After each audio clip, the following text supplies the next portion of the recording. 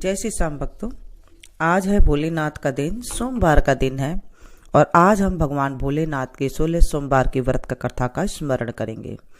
बोलिए शंकर भगवान की जय।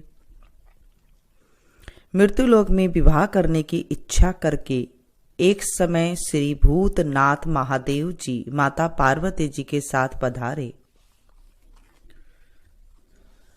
वहां वे भ्रमण करते करते विदर्भ देशांतर्गत अमरावती नाम की अति रमणीक नगरी में पहुंचे। अमरावती नगरी अमरपुरी के सदृश सब प्रकार से सुखों से परिपूर्ण थी। उसमें वहां के महाराज द्वारा बनाई गई अति रमणीक शिवजी का मंदिर था। उसमें भगवान शंकर भगवती पार्वती के साथ निवास करने लगे। एक समय माता पार्वती प्राणपति को प्रसन्न देखकर मनो विनोद करने की इच्छा से बोली, हे महाराज, आज तो हम तुम दोनों चौसर खेले। शिवजी ने प्राण प्रिया की बात को मान लिया और चौसर खेलने लगे। उस समय इस स्थान पर मंदिर का पुजारी मंदिर में पूजा करने को आया। माता जी ने ब्राह्मण से प्रश्न किया, पुजारी जी बताओ, इस बाजी में दोनों में किसकी जीत होगी? ब्राह्मण बिना विचारे ही शीघ्र बोल उठा, महादेव जी की जीत होगी। थोड़ी देर में बाजी समाप्त हो गई और पार्वती जी की विजय हुई। अब तो पार्वती जी ब्राह्मण को झूठ बोलने का अपराध के कारण शाप देने का उद्यत हुई। तब महादेव जी ने पार्वती जी को बहुत समझाया, परंतु उन्होंने ब्राह्मण को कोढ़ी होने का शाप दे दिया। कुछ समय बाद पार्वती जी के शापवश पुजारी के शरीर में कोढ़ पैदा हो गया। इस कारण पुजारी अनेक प्रकार के दुखी रहने लगे। इस तरह के कष्ट भोगते हुए बहुत दिन हो गई। एक दिन देवलोक की अप्सराएं शिव जी की पूजा करने उसी मंदिर में पधारी और पुजारी के कोढ़ के कष्ट होने को देख बड़े दया भाव से उससे रोगी होने का कारण पूछा। पुजारी जी ने संकोच सब बातें उनसे कह दी। वे अप्सराएं बोली, हे पुजारी, अब तुम अधिक दुखी मत होना, भगवान शिव जी तुम्हारे कष्ट को दूर कर देंगे। तुम सब व्रतों में श्रेष्ठ 16 सोमवार के व्रत भक्ति भाव से करो। पुजारी अप्सराओं से हाथ जोड़कर विनम्र भाव से 16 सोमवार व्रत की विधि पूछने लगा। अप्सराएं बोली, जिस दिन सोमवार हो उस दिन भक्ति के साथ व्रत करे, स्वच्छ वस्त्र पहने, आधा सिर गेहूं का आटा ले,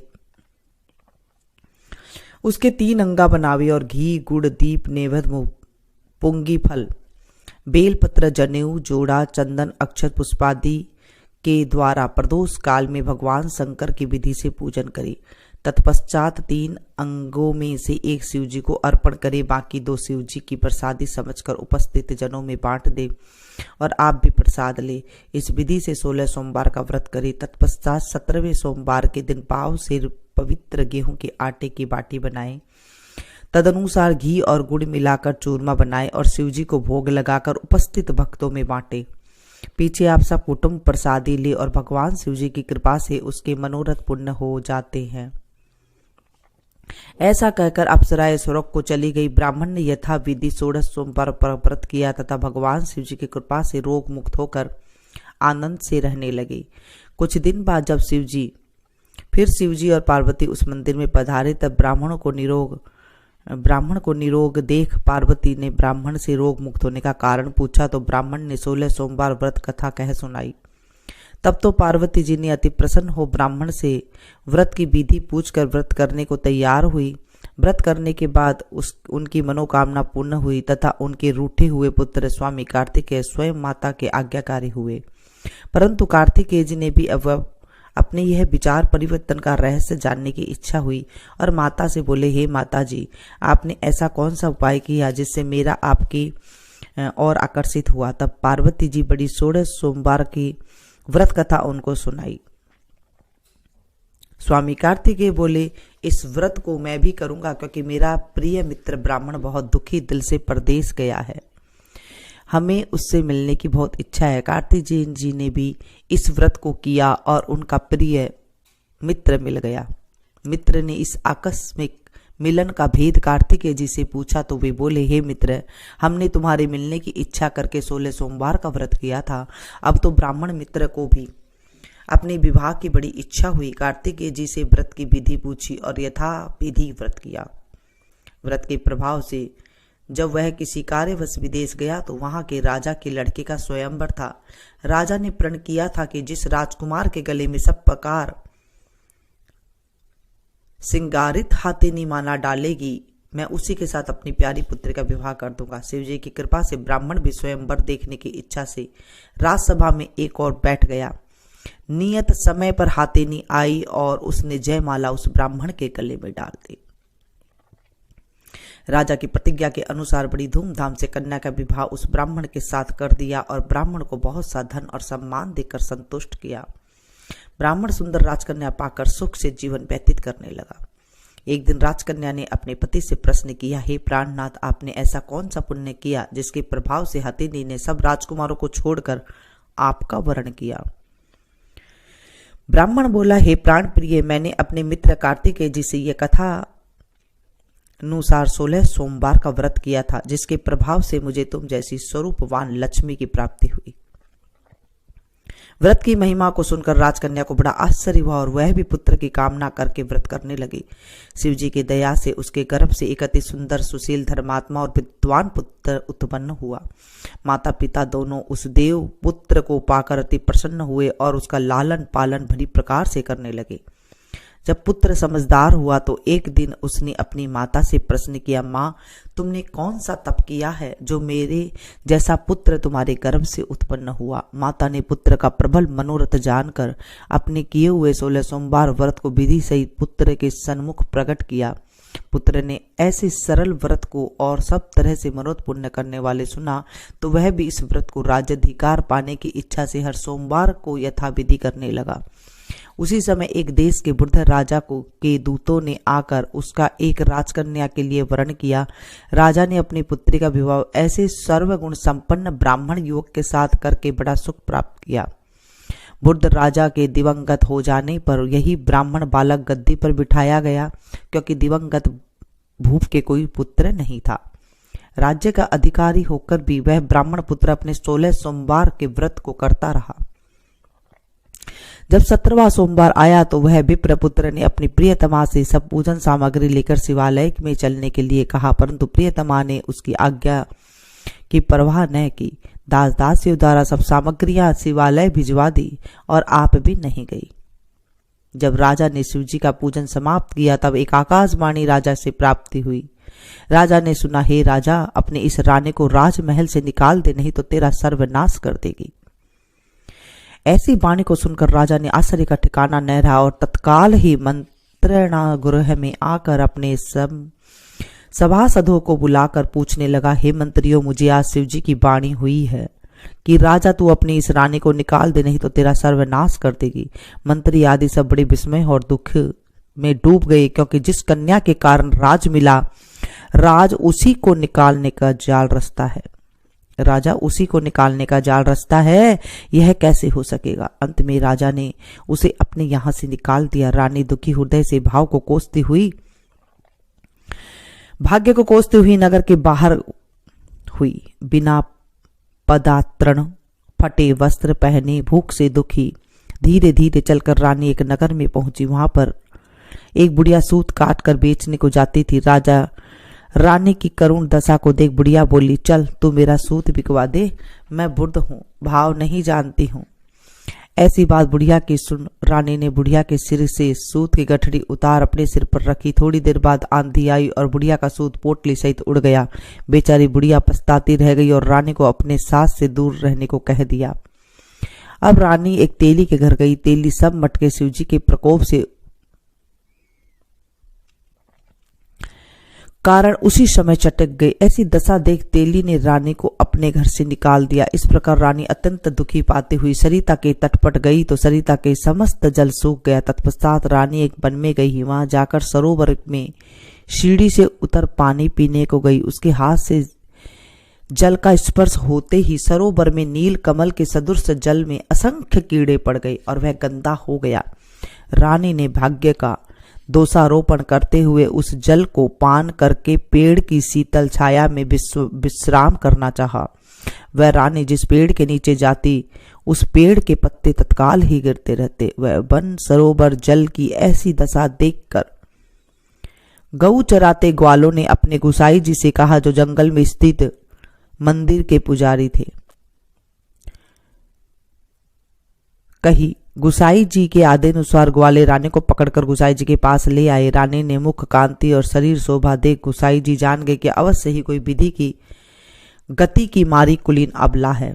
ऐसा सोच पुजारी ने रानी से कहा, पुत्री, मैं तुमको पुत्री के समान रखूंगा, तुम मेरे आश्रम में ही रहो, मैं तुमको किसी प्रकार का कष्ट नहीं होने दूंगा। गुसाई जी के ऐसे वचन सुन रानी को धीरज हुआ और वह आश्रम में रहने लगी। परंतु आश्रम में रानी जो भोजन बनाती उसमें कीड़े पड़ जाते, जल भर के लाती तो उसमें कीड़े पड़ जाते। अब तो गुसाई जी भी दुखी हुआ और रानी से कहा, हे बेटी, तेरे पर कौन से देवता का कोप है जिससे तेरी ऐसी दशा हो गई है। पुजारी की बात सुन रानी ने शिव जी की पूजा करने की न जाने की बात सुनाई तो पुजारी शिव जी महाराज के अनेक प्रकार की स्तुति करते हुए रानी से बोले, पुत्री, तुम सब मनोरथ के पुण्य करने वाले 16 सोमवार का व्रत करो, उसके प्रभाव से अपने कष्ट से मुक्त हो सकोगी। गुसाई जी की बात मानकर रानी ने 16 सोमवार का व्रत को विधिवत संपन्न किया और 17वें सोमवार को पूजन के प्रभाव से राजा के हृदय में विचार उत्पन्न हुआ कि रानी को गए बहुत समय व्यतीत हो गया है, न जाने कहाँ कहाँ भटकती होगी, उसे ढूंढना चाहिए। यह सोच रानी को तलाश करने चारों दिशाओं में दूत भेजे। वे तलाश करते हुए पुजारी के आश्रम में रानी को पाकर पुजारी से रानी को मांगने लगे, परंतु पुजारी ने उनसे मना कर दिया तो दूत चुपचाप लौट गए और आकर महाराज के सन्मुख रानी का पता बतलाने लगे। रानी का पता पाकर राजा स्वयं पुजारी के आश्रम में गए और पुजारी से प्रार्थना करने लगे, महाराज, जो स्त्री आपके आश्रम में रहते हुए मेरी पत्नी है, शिव जी के कोप से मैंने उसको त्याग दिया था। अब इस पर से शिव जी का कोप शांत हो गया, इसलिए मैं इसे लेने आया हूँ। आप इसे मेरे साथ जाने की आज्ञा दे दीजिए। गुसाई जी ने राजा के वचन को सत्य समझकर रानी को राजा के साथ जाने की आज्ञा दे दी। गुसाई की आज्ञा पाकर रानी प्रसन्न होकर राजा के साथ महल में गई। नगर में अनेक प्रकार के बधावे बजने लगे। पंडितों ने विविध वेद मंत्रों का उच्चारण करके अपनी राज रानी का स्वागत किया। ऐसी अवस्था में रानी ने पुनः अपनी राजधानी में प्रवेश किया। महाराजा ने अनेक तरह के ब्राह्मणों को दानादि देकर संतुष्ट किया, याचकों को धन धान्य दिया। नगर में स्थान स्थान पर सदा व्रत खुलवाए जहां भूखों को खाने को मिलता था। इस प्रकार से राजा शिवजी की कृपा का पात्र हो राजधानी में रानी के साथ अनेक तरह के सुखों का भोग करते हुए सोमवार का व्रत करने लगे। विधिवत शिव पूजन करते हुए इस लोक में अनेक अनेक सुखों को भोगने के पश्चात शिवपुरी को पधारे। ऐसे ही जो मनुष्य मनसा वाचा कर्मणा भक्ति सहित 16 सोमवार का व्रत पूजन इत्यादि विधिवत करता है, वह इस लोक में समस्त सुखों को भोग कर अंत में शिवपुरी को प्राप्त होता है। यह व्रत सब मनोरथ को पूर्ण करने वाला है। बोलिए शंकर भगवान की जय, देवादिदेव महादेव की जय। जब 16 सोमवार करते हैं तो आधा सेर गेहूं का आटा लेते हैं और उसमें गुड़ मिला करके, 1 पाव गुड़ मिला करके, उसके बाद जो है 3 लड्डू बनाते हैं। उसका पहले आप रोट बना लें और उसके बाद उसके 3 लड्डू बनाएं। 1 लड्डू शंकर जी पे चढ़ाते हैं, 1 लड्डू बांट देते हैं प्रसाद में और 1 लड्डू खुद को खाना होता है। घी की मात्रा बिल्कुल कम रखनी होती है, घी ज्यादा नहीं डालते हैं, 1 चम्मच या 2 चम्मच ही इतना ही इसमें डालते हैं। जब 16 सोमवार आपका पूरा हो जाए, 17वें सोमवार को 5.25 सेर आटे का बनाते हैं, यानी कि गुड़ और गेहूं मिला करके 5.25 सेर होना चाहिए। इतना करके इस आटे का चूरमा बनाते हैं, बना करके रोटी बना करके, और उसके बाद गुड़ के साथ उसे मिला करके थोड़ा सा घी डाल करके बना करके ये चूरमा बनाया जाता है। फिर मंदिर में जैसे चढ़ाते हैं वैसे चढ़ाएं और आपके लिए 1 लड्डू रख लेते हैं और बाकी सारा प्रसाद हर जगह बांट देते हैं। ऐसे ही इस व्रत का उद्यापन किया जाता है। 17 सोमवार को उद्यापन करते हैं। वैसे तो 16 सोमवार कई चीज़ों से होता है। मिश्री से करते हैं, दूध से करते हैं, चरनामृत से करते हैं, तुलसी दल से करते हैं, केला से करते हैं, मतलब कई तरीके से ये 16 सोमवार किए जाते हैं। जैसे आपको अच्छा लगे आप वो वाला सोमवार उठा सकते हैं, कर सकते हैं। 16 सोमवार में सिर्फ ये मीठा ही खाना होता है, एक टाइम खाना होता है। अगर आपने चाय लेते हैं तो सुबह आप चाय ले सकती हैं, उसके साथ अगर आपसे नहीं रहा जाता है तो कुछ बादाम वगैरह भिगो करके जो लेते हैं वो आप ले सकते हैं। शाम को भी आप थोड़ा सा ले सकती हैं, लेकिन नमक नहीं खाना होता है 16 सोमवार में। इस तरह से ये व्रत किया जाता है। जिन लड़कियों की शादी नहीं होती है वो इसलिए भी व्रत रखते हैं, और कोई भी काम ना हो तो उसके लिए भी ये व्रत रखा जाता है। और कथा कहानी कहने के बाद अगर आप व्रत भी नहीं कर सकते हैं तो आप कथा कहानी कर लें। आप लड्डू जैसे आप चढ़ाते हैं वैसे आप चढ़ा सकते हैं, क्योंकि आजकल शरीर ऐसा नहीं है। कई बार बोल देते हैं कि मैं 16 सोमवार करूंगी और उसके बाद फिर करा नहीं जाता है तो दिक्कत पैदा हो जाती है। तो आप इस तरह से कथा कहानी कर लें और आप लड्डू बना करके इस तरह से चढ़ा सकते हैं। उसके बाद आपको जो है आरती करनी चाहिए। चलिए हम आरती करते हैं भगवान भोलेनाथ की। बिल्कुल पुराने जो हमारी आरती है वही आज हम गाएंगे। कर्पूर गौरम करुणावतारम संसार साराम भुजगेंद्र हारम सदा वसंतम हृदयारविंदे भवम भवानी सहितं नमामि। शीस गंग अर्धंग पार्वती सदा विराजत कैलासी नंदियो भृंगी निरत करत है, नंदियो भृंगी निरत करत है गुण भक्तन शिव के दासी। शीतल मंद सुगंध पवन जहाँ बैठे हैं शिव अविनाशी करते गान गंधर्व सप्त सुर राग रागनी अति गासी। यक्ष रक्ष भैरव जहाँ डोलत बोलत है बन के वासी। कोयल शब्द सुनावत सुंदर भंवर करत है गुंजासी। कल्प ध्रुव में अरु पारिजाति तरु लाग रहे हैं लक्ष्यासी। कामधेनु कोटिक जहाँ डोलत करत फिरत है वीक्षासी। सूर्यकांत सम पर्वत शोभित चंद्रकांत भव के वासी। छौ तुरी तुरी तु फलत चढ़त है पुष्प चढ़त है बरसासी। देव मुनि जन की भीड़ पड़त है निगम रहत जो नित्य गासी। ब्रह्मा विष्णु जी को ध्यान धरत है, बाबा शंकर जी को ध्यान धरत है, कचुसी में हमी को फरमासी। रिद्धि सिद्धि के दाता शंकर सदा आनंदित सुख राशि। जिनको सुमिरन सेवा करता भोले जी को सुमिरन पूजा करता छूट जाए यम की फांसी। त्रिशूलधर जी को ध्यान निरंतर मना लगाई कर जोगासी। दूर करो विपदा शिव तन की कष्ट हरो व्याधा मोरे मन की। जन्म जन्म शिव पद पासी। कैलासी काशी के वासी बाबा अविनाशी मेरो सुध लीजो। सेवक जान सदा चरणन को पायक जान हरि दर्शन को।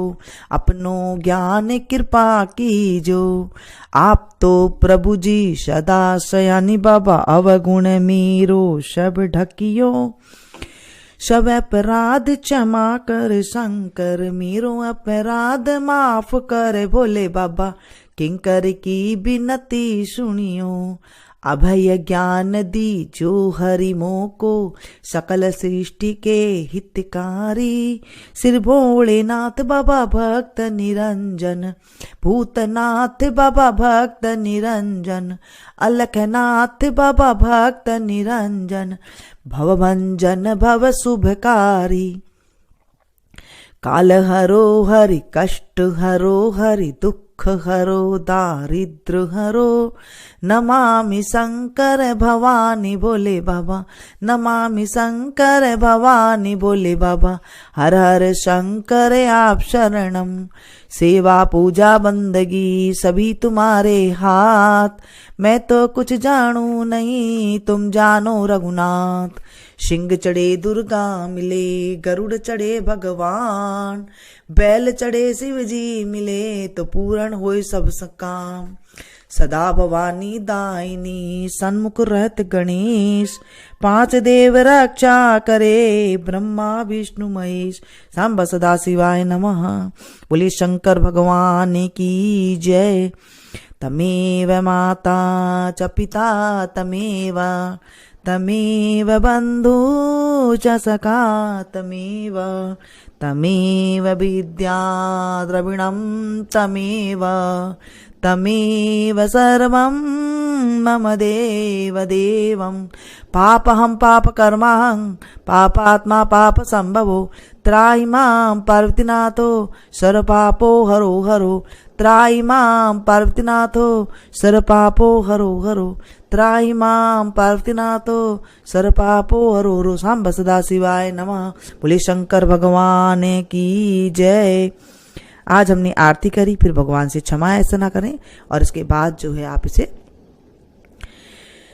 व्रत की इस तरह से आप शुरुआत करें दिन की। इसे आप ज़्यादा से ज़्यादा अपनों के साथ शेयर कीजिएगा, क्योंकि जब हम किसी को कथा सुनाते हैं तो हमारे जीवन में भी जो है बहुत अच्छा लाभ मिलता है। अब हम छोटी सी गणेश जी की कहानी सुनेंगे।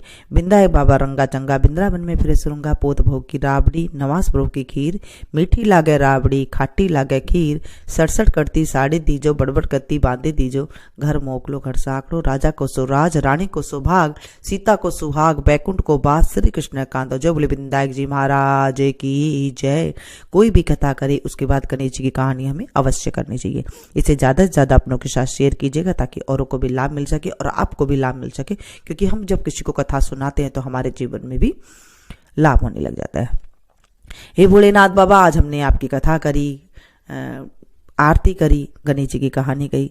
हमारे जीवन में कोई कष्ट हो दुख हो तो हमें दूर करना हमारे जीवन से, और इस कहानी को जो कहे सुने सुनाए हुंकारा भरे उसके जीवन में भी जो है सारे सुख संपत्ति देना, सारी मनोरथ पूर्ण करना और आदिवादी शत्रुओं का नाश करना। बोले शंकर भगवान की जय। मिलते हैं फिर से एक नई कथा में नई जानकारी के साथ। तब तक आप लोग देखते रहिए मेरे संगीत। Thank you. जय श्री श्याम भक्तों, आज है भोलेनाथ का दिन, सोमवार का दिन है, और आज हम भगवान भोलेनाथ के 16 सोमवार के व्रत का कथा का स्मरण करेंगे। बोले शंकर भगवान की जय।